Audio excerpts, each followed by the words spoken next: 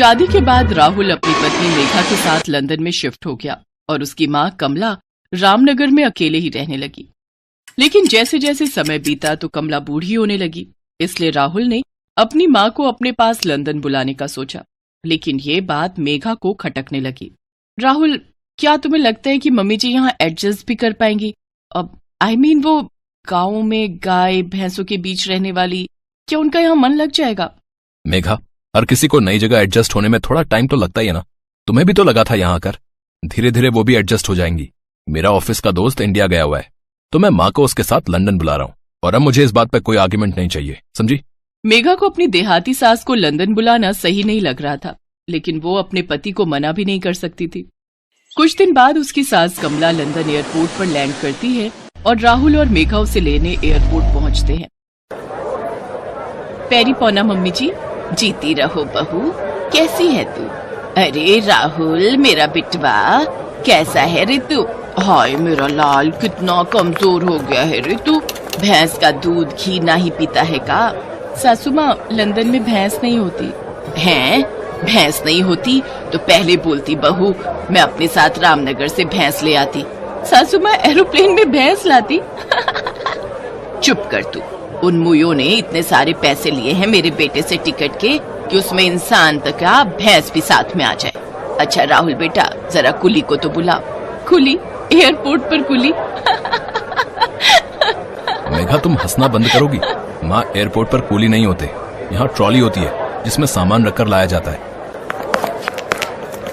फिर कमला उनके साथ घर आ जाती है, जहाँ पहुंचकर वो अपनी बहू से कहती है, बहू मेरे लिए पानी तो चढ़ा दे चूल्हे में, जरा नहा लूं, पूरा बदन थकान से चूर चूर हो रहा है।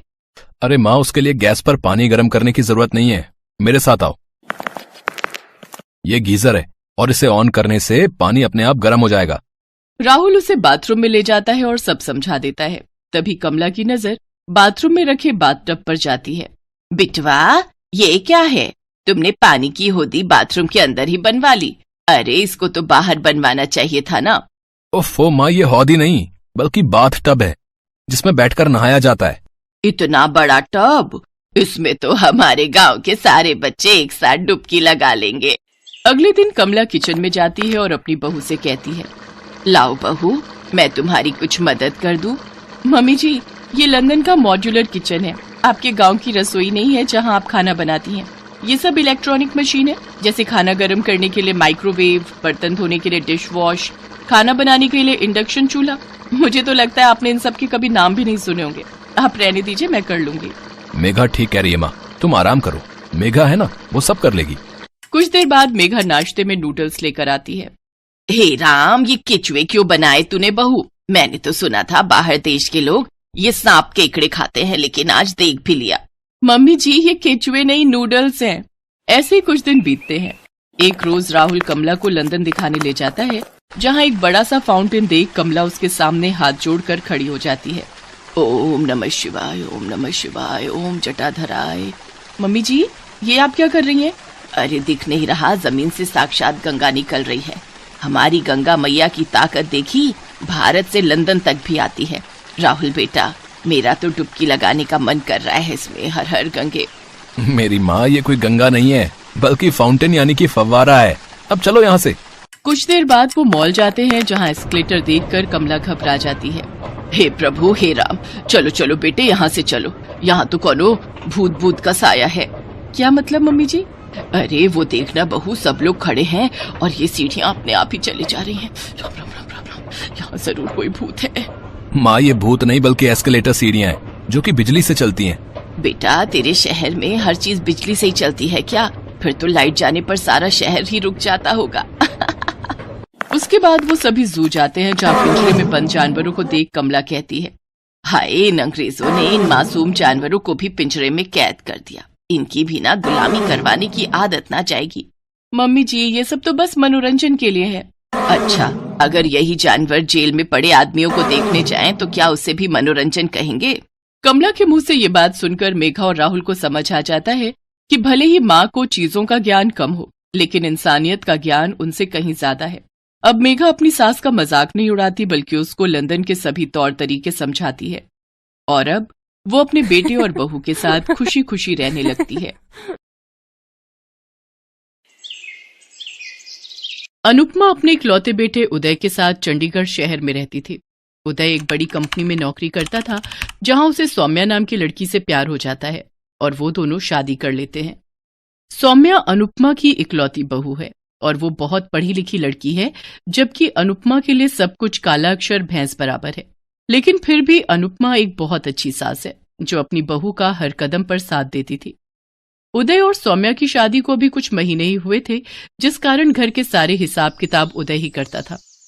एक बार उदय को किसी मीटिंग के सिलसिले में शहर से बाहर जाना पड़ता है, तो वो घर के हिसाब किताब की जिम्मेदारी सौम्या को दे जाता है। उसके जाने के बाद सारा हिसाब किताब सौम्या ही देखती है। शादी के 3 महीने बीत जाने के बाद भी सौम्या को इस बात की भनक तक नहीं थी कि उसकी सास अनुपमा को जरा भी पढ़ना लिखना नहीं आता है, और ना ही कभी उदय ने सौम्या से इस बारे में जिक्र छेड़ा।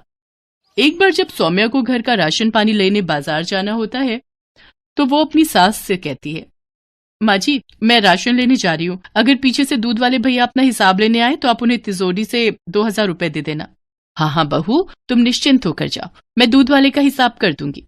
अनुपमा इस उम्मीद में अपनी बहू की बात मान जाती है कि उसने अलमारी में गिनकर ही पैसे रखे होंगे, जिन्हें वो निकाल कर दूध वाले को दे देगी। थोड़ी देर बाद सौम्या बाजार चली जाती है। उसके जाने के कुछ देर बाद उनके घर की घंटी बजती है। राम राम मेम साहब, मेरे पिछले महीने का हिसाब दे दो मेम साहब। हाँ हाँ, यहीं रुको, मैं अभी लेकर आती हूँ। अनुपमा दूध के पैसे लेने कमरे में जाती है और जैसे ही तिजोरी खोलती है तो उसमें बहुत सारे पैसे रखे होते हैं। अब मुझे कैसे पता चलेगा कि 1000 रुपए कितने होते हैं? शायद बहू ने दूध के पूरे पैसे ही रखे हैं। एक काम करती हूँ, ये नोट की गड्डी दूध वाले को दे देती हूँ। जितना भी हिसाब होगा वो अपने आप देख लेगा। अनुपमा 2000 से ज्यादा पैसे ले जाकर उसको दे देती है और कहती है, अरे रामलाल, ये लो, और एक बार मुझे ये पैसे गिनकर बता दे। अगर ज्यादा हो तो मुझे लौटा दे और कम हो तो वो भी मुझे बता दे। रामलाल ये बात भली भांति समझ जाता है कि अनुपमा एक अनपढ़ औरत है और उसे पैसों का बिल्कुल भी ज्ञान नहीं है। इस बात का फायदा उठाकर वो कहता है, माँ जी, पैसे पूरे हैं, मेरे इतने ही पैसे थे। और हाँ, बहुरानी से कह देना आज तक का मेरा पूरा हिसाब हो गया है। अच्छा। इतना कहकर रामलाल वहां से चला जाता है। कुछ देर बाद सौम्या बाजार से आती है और अपनी सास से कहती है, सॉरी माँ जी, मुझे बाजार से लौटने में देर हो गई। आज बाजार में भीड़ ही इतनी थी कि क्या कहूँ। अच्छा माँ जी, क्या दूध वाले भैया अपना हिसाब ले गए? आपने उनका हिसाब कर दिया? आपको कोई परेशानी तो नहीं हुई ना? नहीं नहीं बेटा, मुझे कोई परेशानी नहीं हुई। और हाँ, मैंने दूध वाले का हिसाब कर दिया है। वो कह रहा था कि उसका अब तक का सारा हिसाब हो गया। फिर भी तुम एक बार तिजोरी देख लेना कि कहीं पैसे कम तो नहीं हुए। इसके बाद सौम्या आकर अपने कमरे में जाती है और तिजोरी खोलकर देखती है तो वहां पैसे कम होते हैं। वो आकर अनुपमा से पूछती है, माँ जी, आपने पैसे किसी और काम में भी खर्च किए हैं क्या? वहां से पैसे जरा ज्यादा निकले हैं। बुरा मत मानिएगा, मैं तो बस इसलिए पूछ रही हूँ कि आपने कहीं पैसे ज्यादा तो नहीं दे दिए, क्योंकि तिजोरी में पैसे 1000 रुपए से ज्यादा निकले हैं। अगर आपने किसी काम में खर्च किए हैं तो कोई बात नहीं, ये आपका भी तो पैसा है।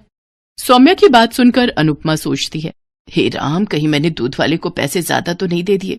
फिर वो घबराते हुए अपनी बहू सौम्या से कहती है, सच कहूँ बहू, तो मुझे पैसे गिनने नहीं आते और ना ही मैं पढ़ी लिखी हूँ। मेरे लिए तो सब कुछ काला अक्षर भैंस बराबर है। मुझे लगा कि तुमने दूध के पैसे गिनकर रखे होंगे, सो मैंने उठाकर उसको दे दिए। लेकिन मुझे क्या पता था कि वो रामलाल मुझसे ही दगा कर जाएगा। मैंने तो उस पर कितना भरोसा किया था।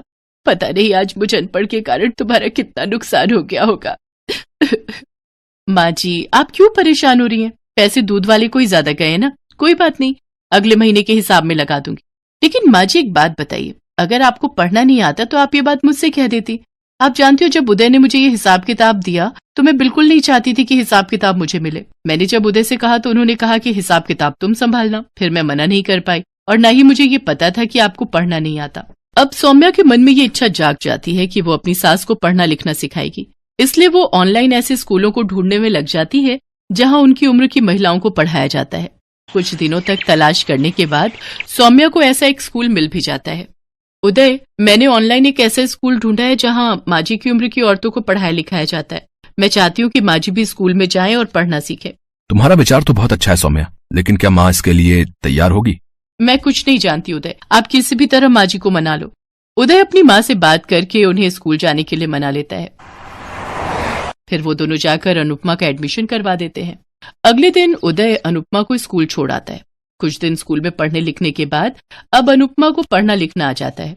फिर एक दिन दूध वाला अपना हिसाब लेने आता है तो सौम्या अपनी सास को आवाज लगाकर कहती है, माँ जी जरा एक बार दूध वाले का हिसाब कर देना, मैं रसोई में कुछ काम कर रही हूँ। ठीक है बहू, तुम अपना काम निपटा लो, तब तक मैं इस दूध वाले को निपटा कर आती हूँ। फिर अनुपमा पैसे लेकर जाती है और दूध वाले से कहती है, रामलाल तुमने मुझसे अनपढ़ समझकर पैसे ठगे थे, तुमने ये मेरे साथ अच्छा नहीं किया। तुम्हारी ईमानदारी पर मैंने कभी शक नहीं किया। वो तो भला हो मेरी बहू का जिसने मुझे सच सच बता दिया। मैं तो खामखा तुम्हें ईमानदार समझ रही थी। आज के बाद अगर कभी किसी हिसाब में गड़बड़ हुई तो मुझसे बुरा कोई नहीं होगा। रामलाल को अपनी गलती का एहसास हो जाता है और वो अनुपमा से हाथ जोड़कर माफी मांगते हुए कहता है, मुझे माफ कर दीजिए मैम साहब, इतने नोट देखकर मैं लालच में आ गया था, इसलिए झूठ बोल दिया। आगे से ऐसी गलती नहीं होगी। अनुपमा आंखों में आंसू लिए रसोई में आती है और अपनी बहू से कहती है, सौम्या बहू, आज सिर्फ तुम्हारे कारण मुझ में इतनी हिम्मत आई जो मैं ये हिसाब कर पाई। आज मुझे पढ़ाई की अहमियत समझ आ गई बहू। पढ़ाई करके जो आत्मविश्वास और समाज में इज्जत मिलती है उसका भी अपना ही मजा है। तू मेरी बहू नहीं बेटी है बेटी। भगवान तुझ जैसी बहू हर किसी को दे। माँ जी ये सब आपकी मेहनत का ही नतीजा है जो आपने समाज की परवाह किए बिना अपनी पढ़ाई जारी रखी। मुझे गर्व है कि आप मेरी सास हैं। दोनों सास बहू आंखों में खुशी के आंसू लिए एक दूसरे को गले लगा लेती हैं।